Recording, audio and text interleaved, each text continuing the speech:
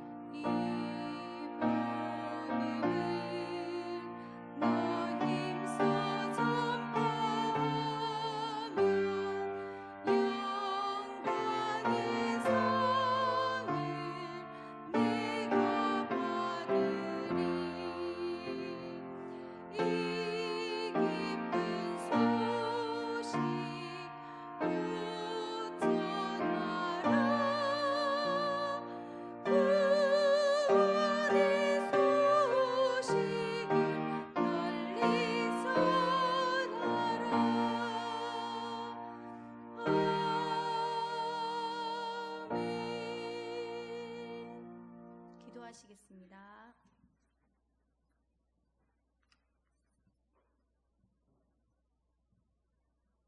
할렐루야, 만왕의 주로 왕으로 오신 주님을 찬양합니다.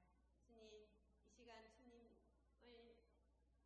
기다리며 저희들 몸과 마음을 다하여 주님 전에 나와서 기도함으로 저희들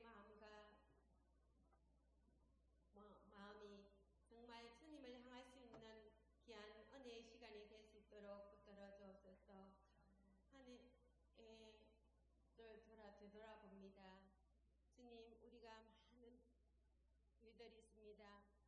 내 밖으로는 정말 혼탁하고 정말 욕심과 한 사람으로 인하여 나라와 국제와 모든 것이 불투명한 가운데 있습니다. 하지만 주님의 사랑과 은혜로 이기게 하시고 또 교회적으로도 저희들이 영적으로 더 주님 앞에 회개하며 주님 앞에 더 가까이 말씀 앞에 더 무릎 꿇게 하시고 주님의 오심을 기다리며 하나님의 말씀 앞에 다시 한 번 더 우리가 회개하는 마음으로 주님을 기다릴 수 있는 저희들 마음과 몸이 되기를 원하오니 주님 우리의 육신을 붙들어 주시고 우리가 주님 앞에 영적으로 더욱더 기도할 수 있는 저희들의 심령이 되기를 원하오니 주님 우리를 붙들어 주시옵기만을 간절히 바라고 원합니다. 주님 또 2025년도 또 새 임원들이 연출되었습니다. 주님의 일들을 하는 일꾼들이 아버지 하나님이 각 기관들마다 하나님께서 세워주셨사오니 저희들 힘으로 하지 말게 하시고 주님 뜻에 합한 자로서 그 일들을 이루어갈 수 있도록 저희들을 주님의 참된 일꾼으로 사용하여 주시옵기만을 간절히 바라옵고 원합니다. 우리의 뜻이 아닌 하나님의 뜻에 참된 충성된 일꾼들이 다 될 수 있도록 성령님 붙들어 주시고 하는 사업마다 주님의 영광을 드러내는 귀한 아버지와 기관들 되게 도와주시옵기만을 간절히 바라옵고 원합니다. 하나님 또한 열방을 향해 기도합니다. 열방을 향해서 아버지 하나님 주님의 뜻을 복음을 전하기 위해서 선교사님들이 아버지여 각 언어도 다르고 문화도 다른 곳에서 주님의 복음을 애쓰고 힘쓰는 주님의 귀한 종들을 붙들어 주셔서 그곳에 주님 아버지 하나님이여 주님의 복음의 역사가 일어날 수 있게 하시고 구원의 은총을 받아 모든 백성들이 아버지여 주님 앞에 나와 주님께 영광과 찬양을 돌릴 수 있는 귀한 은혜의 시간들로 삼아주시고 주의 백성들 되게 도와주시옵기만을 간절히 바라옵고 원합니다. 아버지 하나님 안양절교회도 아버지 하나님 담임 목사님이 공석에 있습니다. 주님의 뜻에 합한 아버지 하나님여 귀한 목사님 보내주셔서 주님의 일들을 아버지 하나님의 행하기에 부족함이 없게 하시고 많은 양떼들을 아버지 하나님여 주님이 원하시는 길로 인도할 수 있는 귀한 목사님 보내주시옵기만을 간절히 바라옵고 원합니다. 아버지 하나님 우리 귀한 목사님 또 아버지와 단위에 세워주셨사오니 아버지 하나님이여 오늘 또 말씀을 전하실 때에 주의 성령께서 함께해 주시고 권능의 으로 붙들어 주셔서 오직 그 말씀이 우리의 심령 가운데 심겨 주셔서 주님께 영광 돌릴 수 있는 우리가 결단하며 주님께 나아갈 수 있도록 우리의 성도님들 한 사람 한 사람 붙들어 주시옵기만을 간절히 바라며 오늘도 생명의 역사가 일어나실 줄 믿사오며 거룩하신 우리 구주 예수 그리스도의 이름으로 기도드리옵나이다.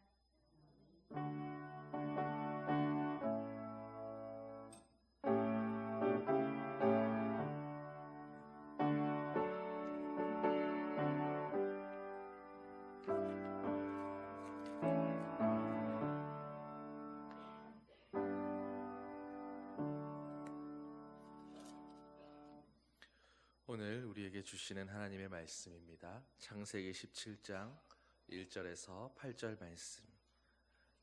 구약성경 19면 창세기 17장 1절에서 8절 말씀입니다.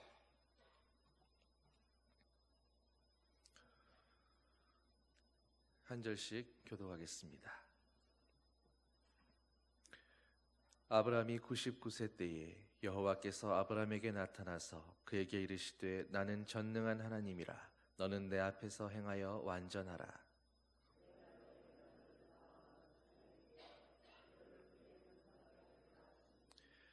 아브라함이 엎드렸더니 하나님이 또 그에게 말씀하여 이르시되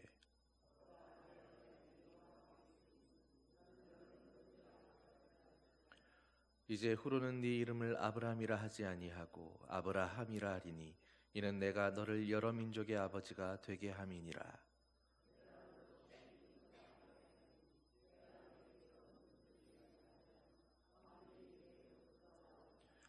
내가 내 언약을 나와 너 및 네 대대 후손 사이에 세워서 영원한 언약을 삼고 너와 네 후손의 하나님이 되리라. 내가 너와 네 후손에게 네가 거류하는 이 땅 곧 가나안 온 땅을 주어 영원한 기업이 되게 하고 나는 그들의 하나님이 되리라. 아멘. 여러분, 날씨 많이 추워졌죠? 네, 추운 날씨 가운데도 오늘 이 자리에 있는 여러분들에게 하나님의 은혜가 충만하게 임하게 되기를 간절히 소망합니다. 여러분, 아브라함 얘기 이제 좀 지겹지 않으십니까? 네, 곧 끝나겠죠? 우리가 지금 아브라함이 고향을 떠난 그 이후로부터 어떻게 아브라함이 믿음의 삶을 살아가고 있는지 우리는 계속 그 여정을 함께 따라가고 있습니다. 여러분, 그런데 우리가 아브라함을 떠올릴 때 믿음의 조상이라고 그랬었는데 여러분, 우리가 함께 했던 아브라함의 모습은 어땠습니까? 믿음의 조상이라는 이름과는 다르게 우리는 아브라함의 여정을 함께 하면서 그 모습 가운데 연약한 한 인간의 모습을 계속해서 보고 있습니다.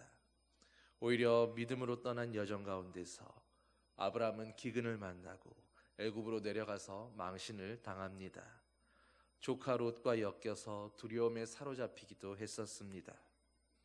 그리고 지난 시간에 하갈과의 사이에서 있었던 그 일들 속에서는 오랜 기다림 끝에 영적 침체에 빠져서 인간적인 방법을 모색했던 그 아브람과 사레 부부의 가장 연약한 약점이 바로 자녀의 문제였다라는 그 사실을 알 수 있었습니다. 사탄은 바로 그 연약한 부분을 통해서 아브람을 넘어지게 합니다. 그들 부부에게 있어서 아들이 없었다라는 것은 사레에게도 또 아브람에게도 가장 큰 아픔이고 또 어려움이었던 것입니다. 여러분, 그러나 어떻습니까? 우리가 이미 보았던 것처럼 세상적인 수단과 인간적인 방법을 강구했던 그들의 그 선택은 행복을 가져다 주지 못했습니다. 아브라함 가정에 생긴 그 어려움을 이제 누가 조율하시겠습니까? 하나님께서 또 그 가정을 향해 간섭하시면서 친히 손을 내미시고 그렇게 집을 떠나온 하갈을 돌려보내셨고 하갈에게 브엘라 헤로이가 되어주셨습니다. 하갈은 애굽에서 딸려왔던 그저 보잘것없는 이방인 몸종이었던 자신에게도 그 하나님께서 친히 나타나 주셨다라는 것으로 인해서 감격했습니다. 그리고 아브람과 사레에게로 돌아가서 아브람의 나이 86세 때에 드디어 이스마엘을 낳았습니다. 여러분, 그런데 이스마엘이 출생한 이후에 13년의 시간이 이제 과로로 처리되어 있습니다. 성경에 나타나 있지 않는 겁니다. 도대체 그 13년 동안 이 가정에 무슨 일이 있었는지 우리는 알 수가 없습니다. 성경은 이 시간들에 대해서 침묵하고 있기 때문에 그 13년 동안 도대체 이 가정에 아브람과 사레에게 어떤 일이 있었는지 우리가 정확히 알기란 어렵습니다. 그러나 오늘 이어지는 17장 1절의 말씀을 볼 때 아브람이 어떻게 그 13년을 보냈었는지 그나마 어렴풋하게라도 짐작해 볼 수 있습니다. 어떤 과정을 통해 얻게 되었건 간에 이제 아브람의 가정에는 이스마엘이라고 하는 아들이 출생했습니다. 그렇게 아들과 자녀를 원했던 그 가정에 이제 정말로 아들이 생긴 것입니다. 우리는 어렵지 않게 아브람이 그 아들에게 정말로 극진한 사랑을 베풀었을 거라는 걸 능히 짐작할 수가 있습니다. 아마 하나님 앞에 드리는 그 예배의 제단 자체를 없애지는 않았을 것입니다. 형식적으로나마 그동안 늘 동행하며 함께 해오셨던 그 하나님 앞에 제단을 쌓고 예배를 드리는 일은 계속되었을 것입니다. 그러나 이제 인간적인 방법으로 얻게 된 그 아들로 인해서 어쩌면 아브라함은 하나님과 진실한 동행을 하지 못했을지도 모릅니다. 오히려 지금 당장 눈앞에 있는 그 아들로 인해서 아들이 자라가면서 재롱을 부리는 그 모습에 매달리며 기뻐했을 것입니다. 여러분, 어떻게 이런 추론이 가능할까요? 그것은 하나님께서 이 13년의 시간을 건너뛰어서 이제 나타나 하시는 말씀이 나는 전능한 하나님이라 너는 내 앞에서 행하여 완전하라고 하시기 때문입니다. 여러분, 왜 하나님께서 갑자기 여호와라는 그 이름 앞에 아브라함에게 가르쳐 주셨던 여호와라는 이름이 아니라 전능하신 하나님이다라고, 엘샤다이라고 자신을 소개하셨을까요? 멜기세덱은 하나님을 엘 엘ion이라고, 지극히 높으신 하나님이라고 그렇게 칭송했습니다. 또 하갈은 우리가 아는 것처럼 브엘라 헤로이, 엘로이라고 하는 나를 감찰하시고 살피시는 그런 하나님이시다라고 불렀습니다. 그러나 엘샤다이라는 이 이름은 오직 창세기와 출애굽기 6장 3절 그리고 에스겔 10장 5절에만 나타나는 표현입니다. 전능하신 하나님, 하나님은 왜 갑자기 아브라함에게 어느 날 갑자기 13년 만에 나타나셔서 나는 전능하신 하나님이다라고 그렇게 자신을 소개하면서 완전하라고 그렇게 요구하셨던 것일까요? 여러분, 이 13년이 지나고 나서 이제 아브라함이 몇 살이 되었습니까? 이제 아브라함의 나이는 99세입니다.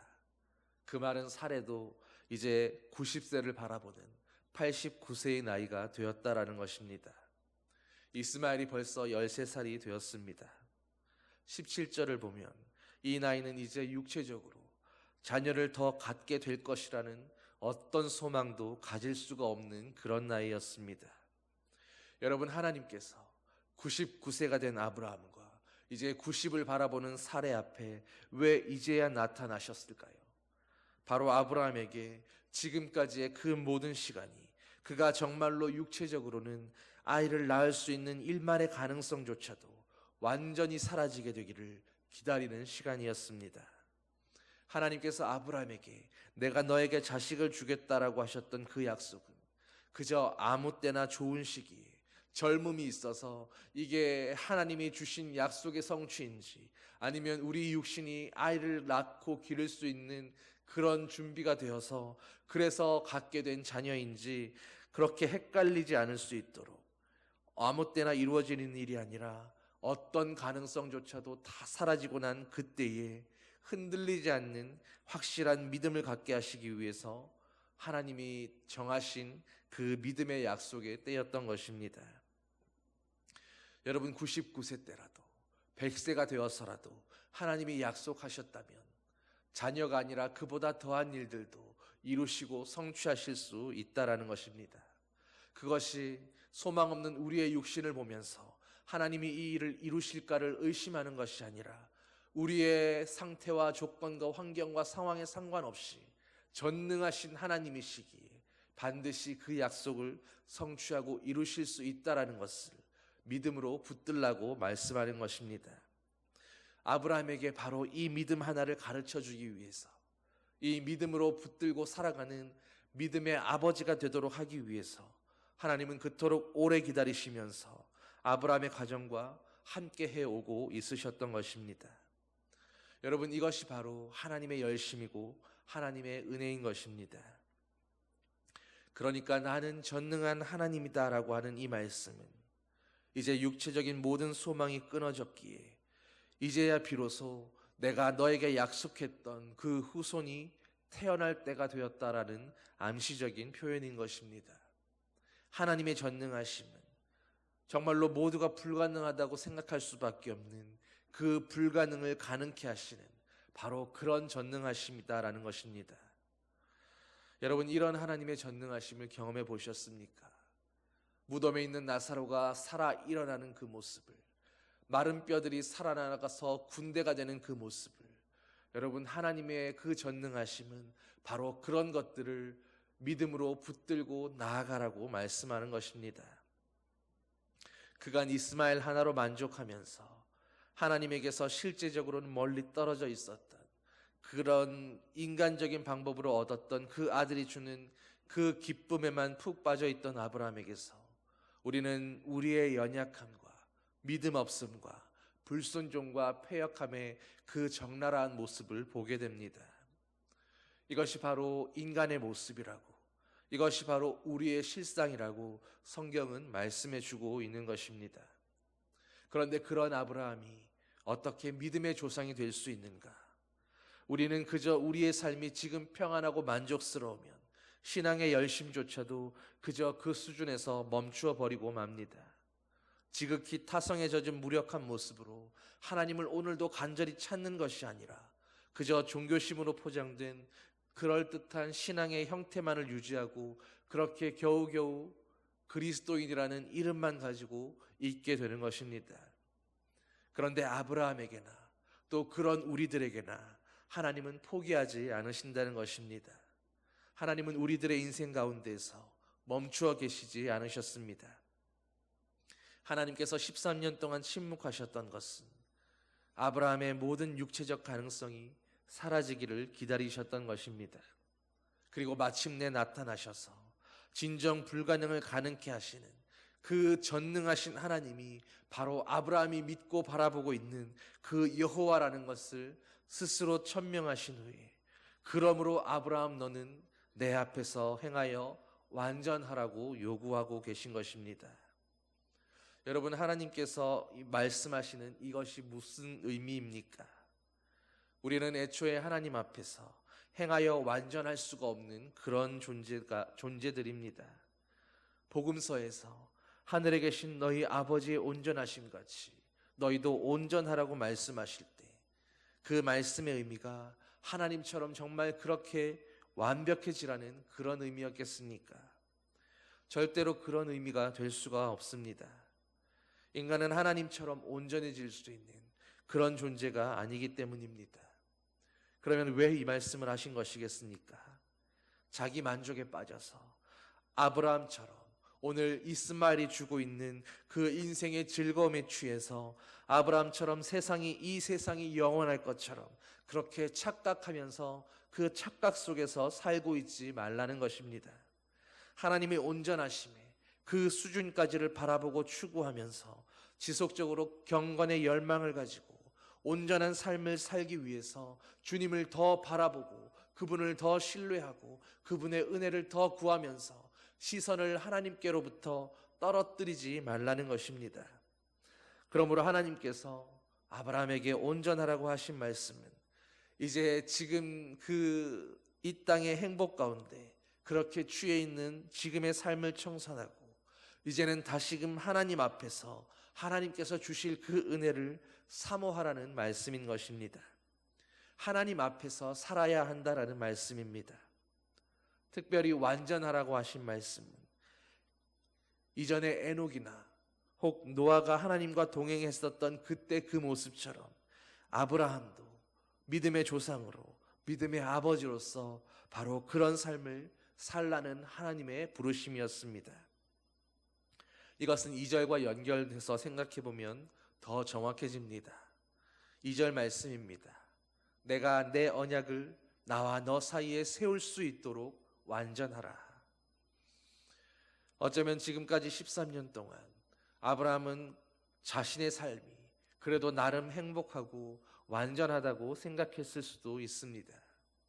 그런데 하나님은 거기에서 일어나라고 말씀하십니다. 타성에 젖어 있고 감격도 없고 더 이상 하나님을 경험하고 있지도 못한 그런 죽은 신앙의 생활에서 깨어나야 한다는 것입니다. 여러분, 왜 많은 믿음의 사람들이 어렵고 힘이 들 때 고난 가운데 있는 힘든 시절에 정말로 열심히 하나님을 찾고 섬기다가 생활이 좀 나아지고 형편이 좀 살만해지고 이런저런 일들로 분주해지기 시작하면 그저 무늬만 그리스도인으로 겨우 주일 예배만 참석하는 그런 모습으로 전락하게 되는 것일까요? 어쩌면 아브라함이 이스마엘 덕분에 그것으로 만족하며 지냈던 바로 그 13년과 같은 그런 이유 때문일 것이라 생각됩니다. 13년 동안 아브라함은 하나님과 동행한 것이 아니라 이스마엘과 동행한 것입니다. 그리고 그런 아브라함에게 하나님은 찾아오셔서 너는 완전하라고 요구하신 것입니다. 여러분, 아브라함은 하나님을 잊은 것 같을지라도 하나님이 잊지 않으심이 하나님이 때를 늦지 않게 이렇게 찾아오셔서 부르시는 그 부르심이 바로 성도의 은혜라는 것입니다. 하나님의 열심입니다. 저와 여러분들이 이 땅의 삶에서 이 땅에서 배부르고 이 땅에서 만족하고 이 땅에서 우리의 바라던 그 모든 소원과 꿈들이 이루어지기 시작해서 그 삶에 너무 만족해버린 나머지 거기에 만족하면서 겨우 형식만 남은 신앙생활로 무미건조한 예배만으로 그렇게 연명해가는 상황 가운데 처하지 않게 되기를 소망합니다.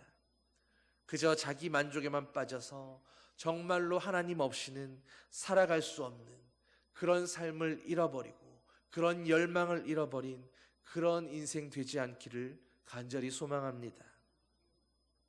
여러분, 이제 2절 말씀을 다시 보시면 하나님은 아브라함에게 내가 내 언약을 나와 너 사이에 다시 세우겠다라고 말씀하십니다.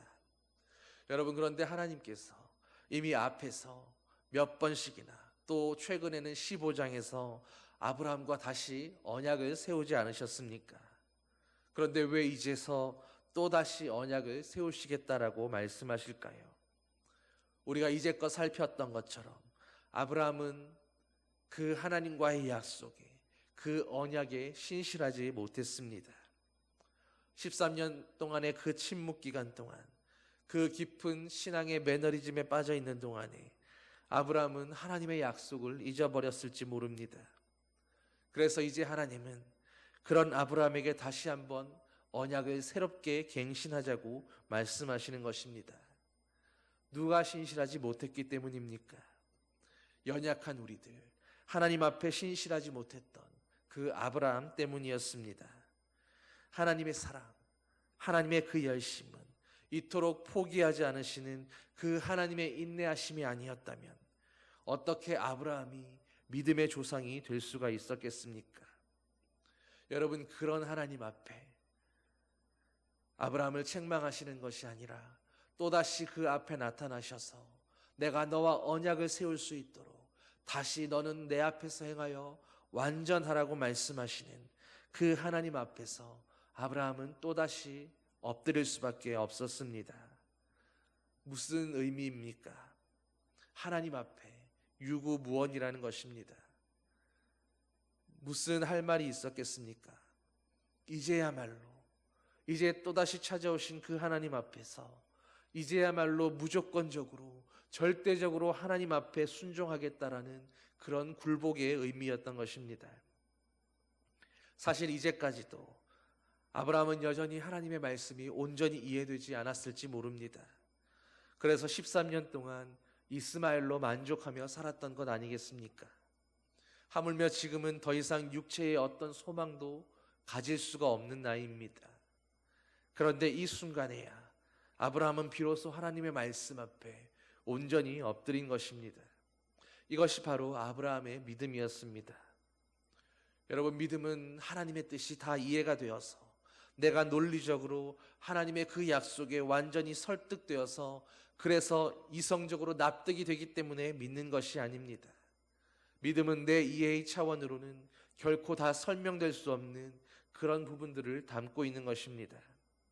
그러나 내가 이해되지 않을지라도, 내가 납득할 수 없을지라도 하나님의 실존이 분명하고 그 하나님께서 말씀하신 것이기에, 하나님께서 아브라함에게 말씀하신 것이기에 아브라함은 하나님 앞에 믿음으로 엎드린 것입니다.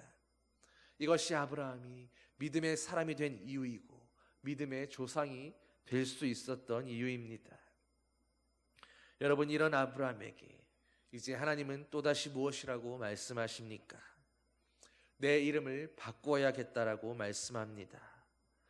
여러분, 하나님이 아브라함과 처음으로 약속하실 때에 후손에 대해 언약했던 내용이 무엇이었습니까? 내가 너로 심히 번성케 하겠다라고 그렇게 약속해 주셨습니다. 아브라함과 처음으로 만나서 내가 너에게 명한 그 땅으로, 내가 보여줄 땅으로 가라고 말씀하시는 그 12장에서의 말씀에서 큰 민족을 이루어 주겠다라고 하나님께서 약속하셨습니다. 그리고 13장 16절에 이르러서 그의 자손이 이 땅의 티끌처럼 셀 수 없이 많아지게 될 것이다 라고도 또 약속하셨습니다. 그리고 15장에서 그 자신이 한 아이의 아버지가 되고 그의 자손들은 하늘의 별과 같이 많아질 것이라고 약속해 주셨습니다. 여러분, 그런데 16장에서 아브라함은 이미 한 아이의 아버지가 되었습니다. 그리고 이제 17장에서 하나님은 다시 언약을 세우면서 번성하게 하시겠다라고 하면서 이제는 한 민족의 아버지가 아니라 열국의 아버지가 될 것을 말씀하신 것입니다. 그리고 바로 이 시점에서 이제야 이름을 바꾸었다는 것은 과거의 그 이름 아브라함이라고 하는 그 과거의 삶으로부터 단절되고 이제야 진실로 새롭게 출발한다는 그런 의미가 있습니다. 아브라함은 존귀한 아버지라는 뜻입니다. 참 좋은 뜻이지요. 그리고 그 이름 가운데서 아브라함은 이미 이스마엘의 아버지로서 그렇게 만족해 버렸습니다. 그러나 하나님은 그런 아브라함에게 이제 그런 아버지의 삶을 청산하라는 것입니다. 믿음으로 산다는 것이 그것이 아니라고 그렇게 말씀하십니다. 더 큰 비전과 더 큰 소망을 품으라고 말씀하시는 것입니다.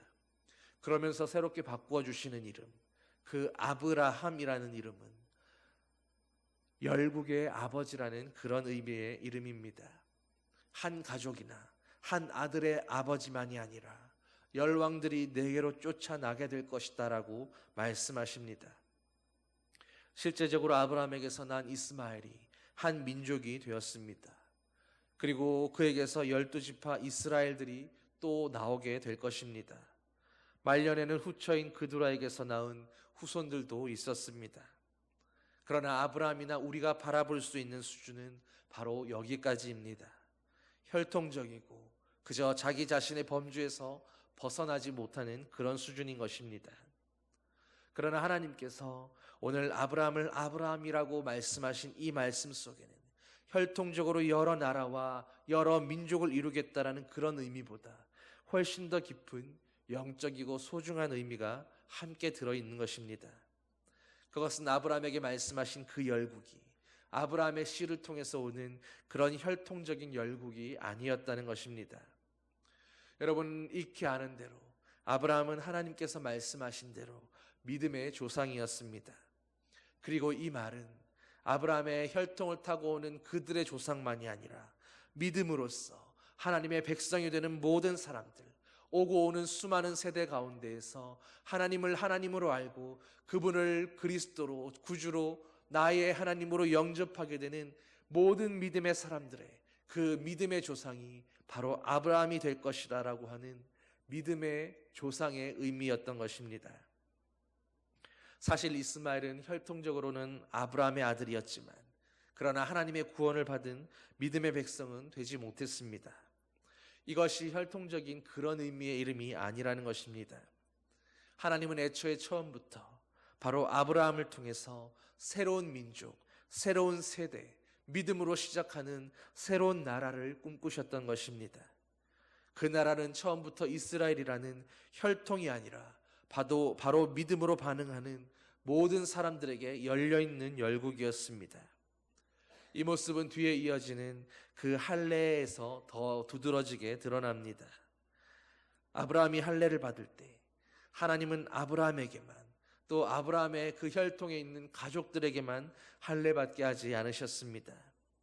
그 집에 있는 모든 남자들, 믿음의 조상 아래에 있는 모든 사람들이 혈통과 상관없이 그 가정 안에 속해 있다는 이유만으로 모든 남자들이 받게 하셨습니다. 아브라함은 겨우 자기 자식을 통한 자기 혈통의 후손의 번성을 꿈꾸었지만 하나님은 그를 통해서 믿음으로 반응하는 모든 사람들의 조상으로 그를 삼으시려고 했던 그런 꿈을 꾸고 계셨던 것입니다. 사랑하는 성도 여러분, 오늘 본문을 통해서 우리는 두 가지를 살펴보았습니다.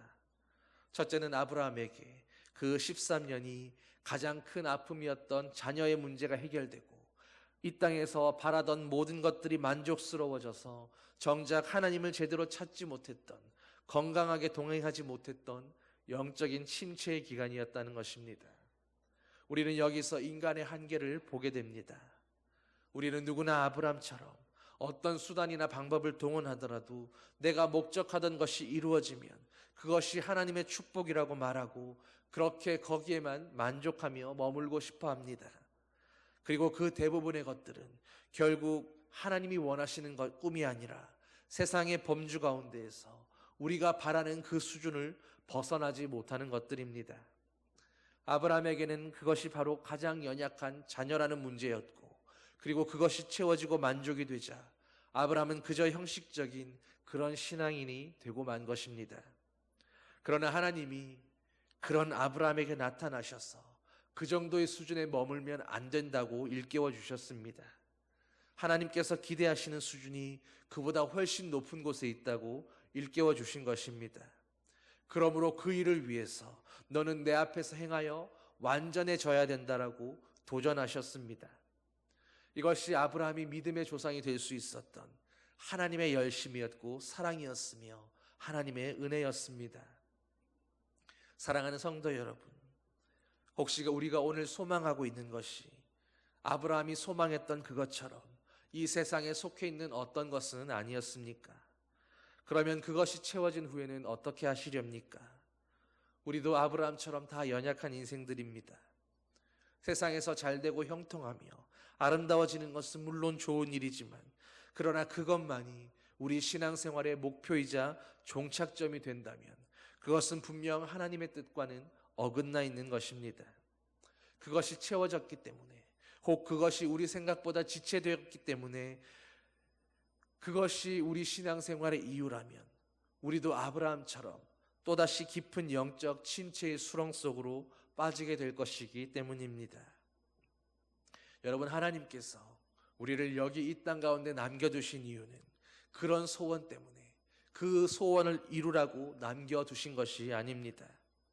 오늘 하나님 아버지의 그 온전하심 같이 우리가 하나님 앞에 행하여 온전하게 되므로 하나님의 영광과 아름다운 덕을 드러내도록, 그래서 수많은 사람들이 오늘도 믿음의 자녀가 되어서 아브라함의 그 자손들이 되도록 하기 위해서 이 땅 가운데 남겨진 것입니다. 하나님은 우리를 통해서 오늘도 이 땅에 임하여 있는 그 천국을 보여주라고 바로 그 목적을 위해서 우리를 남겨두신 것입니다. 그런데 우리가 바라는 그 천국이라는 것이 그저 이 땅에 수많은 사람들이 추구하는 그것과 동일한 것을 구하며 그것이 만족되고 채워지면 그저 형식적인 신앙의 모습만으로, 그것만으로 만족해버리는 오늘 그 아브라함의 모습과 같다면 그것이 어떻게 정상적인 천국 백성의 모습이라고 말할 수 있겠습니까? 두 번째, 아브라함의 꿈과 하나님의 꿈이 달랐다라는 것입니다. 아브라함은 그저 자식을 주시면 그것으로 만족하면서 존귀한 아버지, 그 아브라함이라는 그 이름만으로 만족했던 사람입니다. 그러나 하나님은 그를 부르실 때부터 그 뒤에 따라올 수많은 믿음의 백성들을 보고 계셨습니다. 하나님의 열심은 바로 거기에서 기인된 것입니다. 하나님의 꿈은 처음부터도 아브라함이 믿음의 조상으로 세워져서 모든 열국의 아버지로 삼아지는 바로 그것에 있었던 것입니다.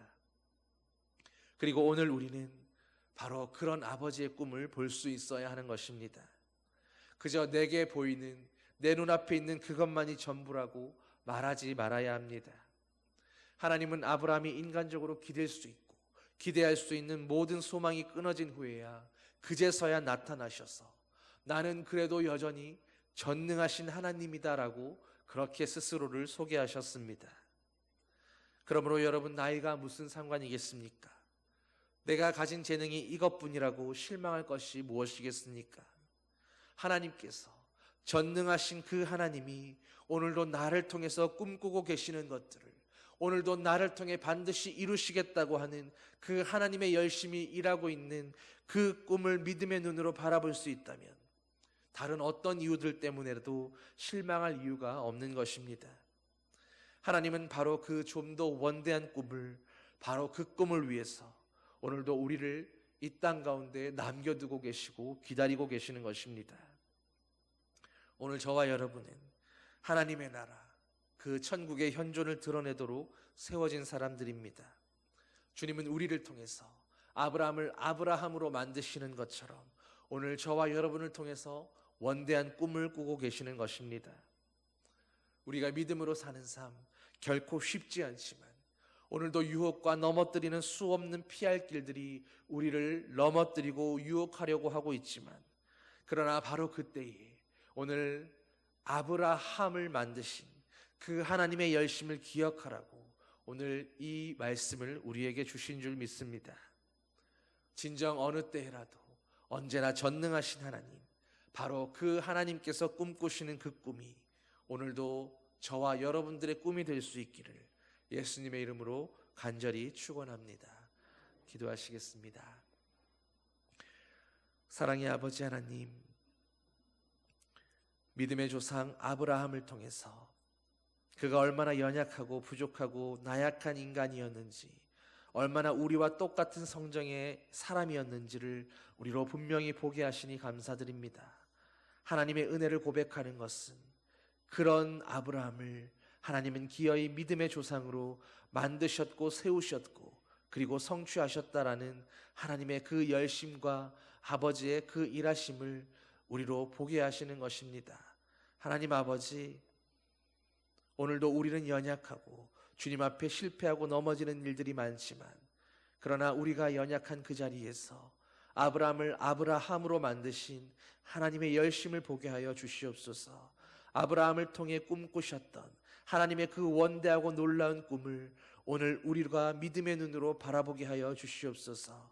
주님은 오늘도 연약한 우리들 한 사람 한 사람을 통하여 하나님의 꿈을 꾸고 계시고 그 일을 위하여 오늘도 하나님의 열심으로 일하고 계신다라는 것을 우리가 아브라함 그 이름을 되새기면서 되뇌이면서 날마다 기억하게 하여 주시옵소서.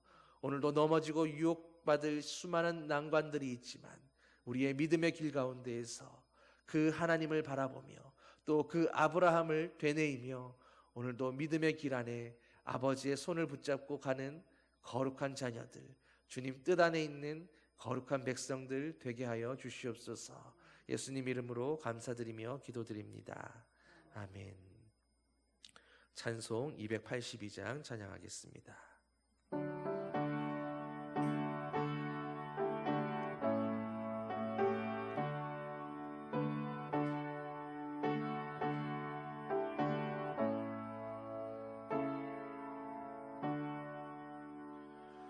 큰 죄에 빠진 날 위해 주 보혈 흘려주시고 또 나를 오라 하시니 주께로 거저가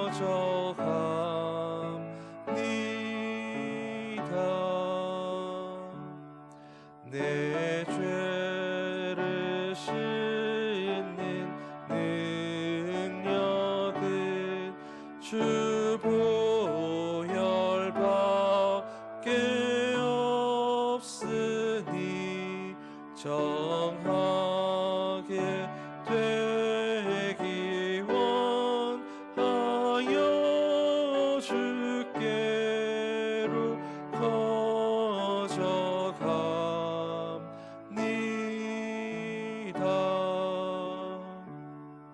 큰 죄야 씻기 원하나 내 힘이 항상 약하니 보혈의 공로 믿고서 주께로 거저갑니다.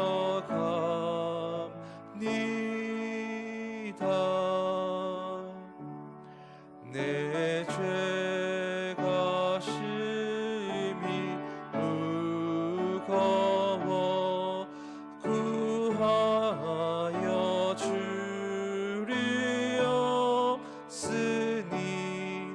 내 의심 떨쳐 버리고 주께로 거저갑니다.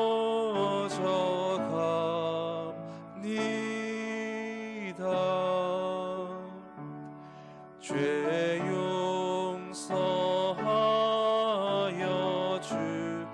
주시고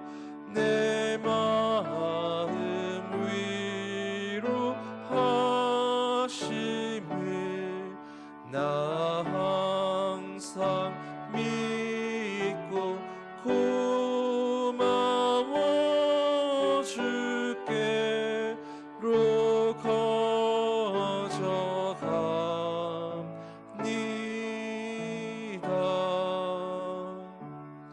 주 예수 베푼 사랑이 한없이 크고 넓으니 내 뜻을 모두 버리고 주께로 거저갑니다.